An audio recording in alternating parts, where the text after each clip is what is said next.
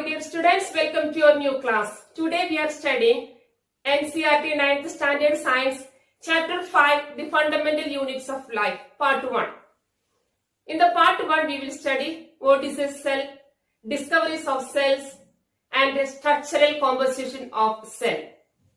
In our environment, all the living organisms, especially plants and animals, they have a complex body with a variety of body parts.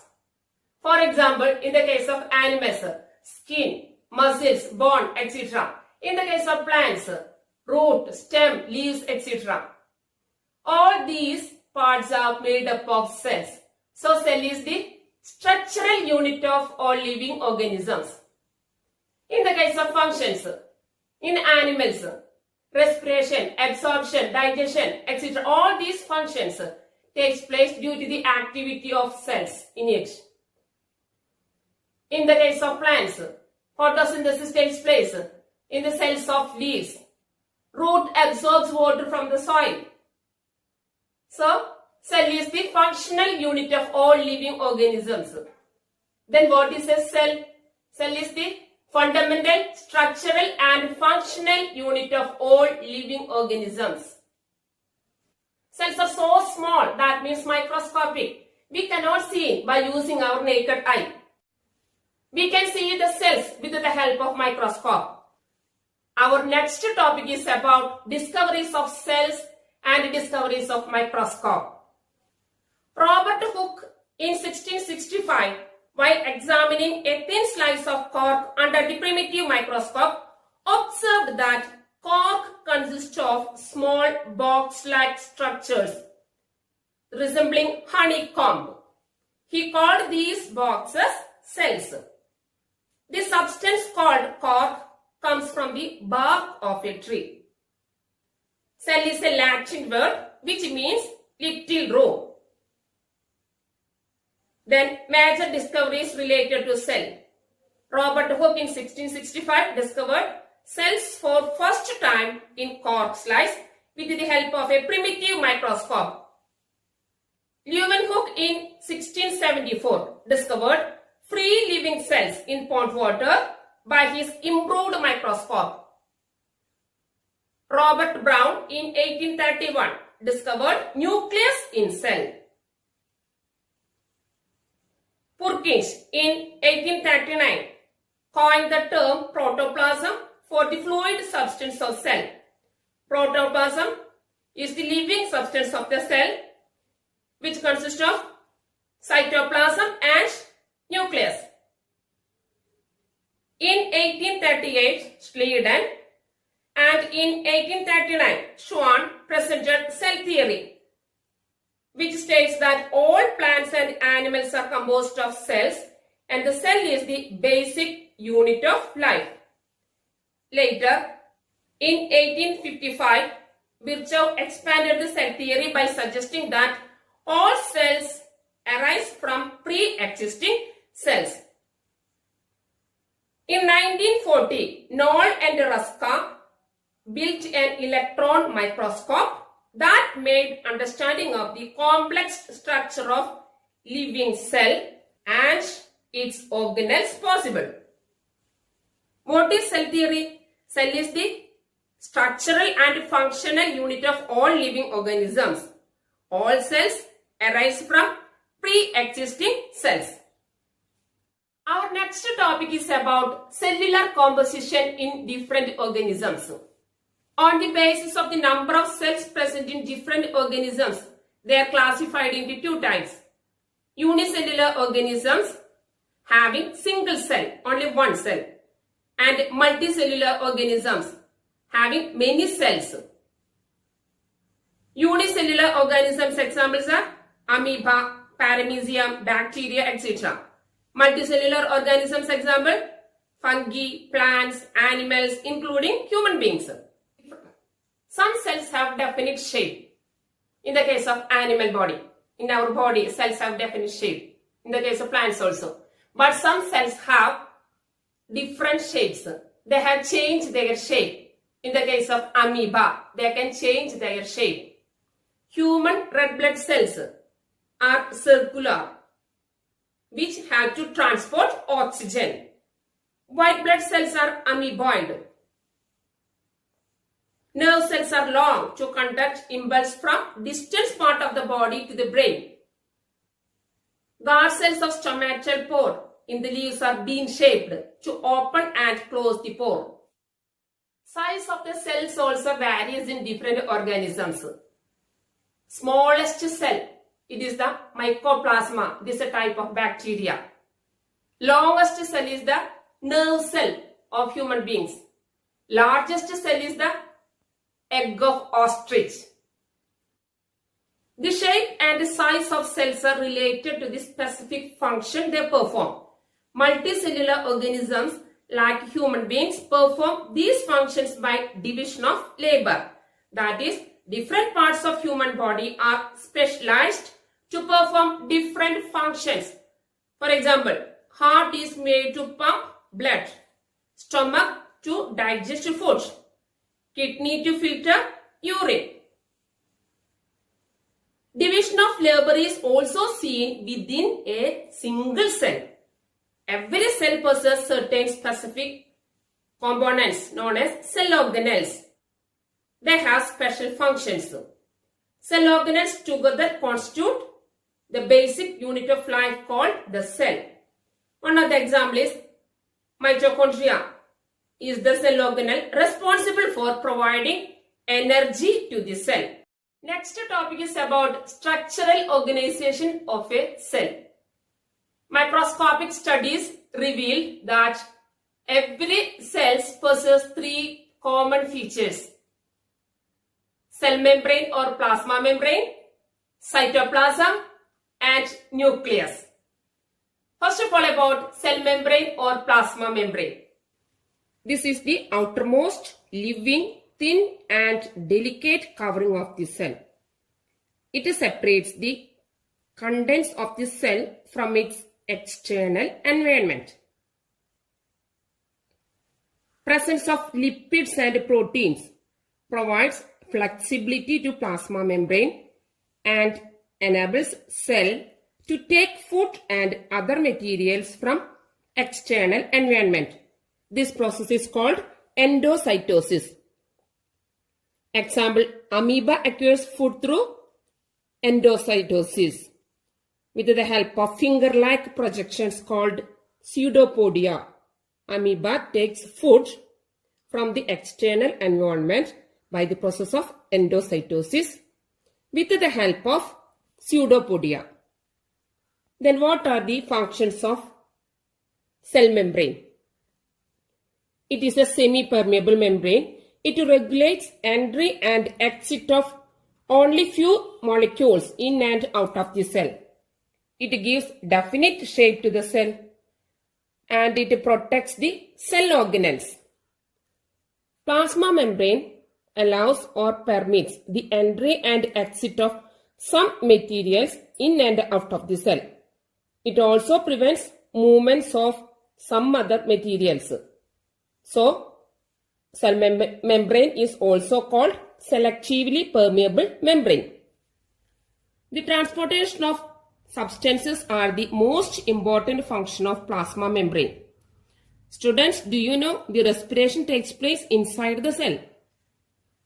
During respiration, transport of carbon dioxide and oxygen takes place through this semi-permeable membrane. Carbon dioxide and oxygen can move across the cell membrane by a process called diffusion. What is diffusion? Diffusion is the spontaneous movement of substances from a region of high concentration to a region of low concentration. During respiration, carbon dioxide accumulates in high concentration inside the cell. It means concentration of carbon dioxide is more inside the cell than outside. Then carbon dioxide moves from the cell where it has high concentration to a region of low concentration, that is outside the cell, by the process of diffusion. Similarly, oxygen enters the cell. For respiration, oxygen enters the cell by the process of diffusion when the concentration of oxygen inside the cell decreases. The movement of water molecules through such a selectively permeable membrane is called osmosis. The movement of water across the plasma membrane is also affected by the amount of substance dissolved in it. So, osmosis is the passage of water from the region of high water concentration to a region of low water concentration through a semi-permeable membrane. Absorption of water by plant root is an example of osmosis. The process of osmosis can be seen if you are keeping any plant cell or an animal cell in solution of different concentration, such as hypotonic, isotonic or hypertonic solution. When the medium, that means solution, surrounding the cell has high water concentration compared to the inside the cell, that solution is called hypotonic solution. That means outside solution is very diluted. As a result, the cell will gain water and swell up by the way of endosmosis. More water enters the cell than that leaving it. One of the examples is, if you are keeping some dry raisins in plain water, what will happen? The raisins will gain water and swell up by the process of endosmosis. When the medium surrounding a cell has same concentration of water as that present inside the cell, that solution is called isotonic solution. What will happen in this isotonic solution? Water crosses the cell membrane in both directions. So there is no overall movement of water.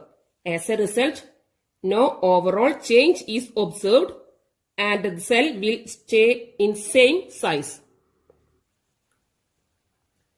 When the medium surrounding a cell has a lower water concentration than the cell, that is, outside solution is very concentrated, then what will happen to the cell? More water leaves from the cell than enters it. As a result, the cell will shrink. That means exosmosis takes place. One example is this one. If you are keeping some raisins in sugar solution, what will happen? It will shrink. Another example, if you are keeping some gooseberry in sugar solution, what will happen? It will lose water and shrink. Another example for hypertonic solution, when we are washing clothes in soap solution, what happens? The skin of our fingers shrink. Do you know the reason? The solution of soap and detergents are hypertonic as compared to the osmotic concentration of our skin. Therefore, the washing clothes results in exosmosis in skin cells that come in contact with the solution. Due to this reason, the skin over the fingers shrinks while washing clothes for a long time. One of the important part of the cell, especially in the plant cell, that is cell wall, which is a rigid, non-living, freely permeable and mainly composed of cellulose. It provides structural strength, gives a definite shape to the cell. It protects the cell, plant cell, from pathogens and mechanical injury. Cell wall is absent in animal cell.